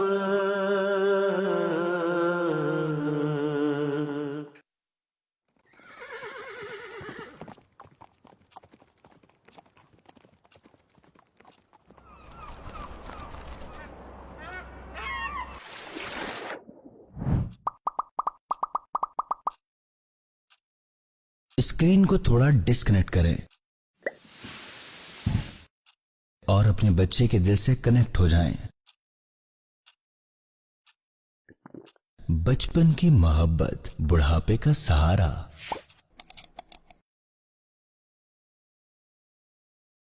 میں مبلغ بنوں سنتوں کا, خوب چرچا کروں سنتوں کا, ہو کرم بہر خاک مدینہ. الحمدللہ رب العالمین والصلاة والسلام علی سید المرسلین. اما بعد فاعوذ باللہ من الشیطان الرجیم. بسم اللہ الرحمن الرحیم. آئیے مل کر درود و سلام پڑھتے ہیں. الصلاۃ والسلام علیک یا رسول اللہ وعلی آلک واصحابک یا حبیب اللہ. الصلاۃ والسلام علیک یا نبی اللہ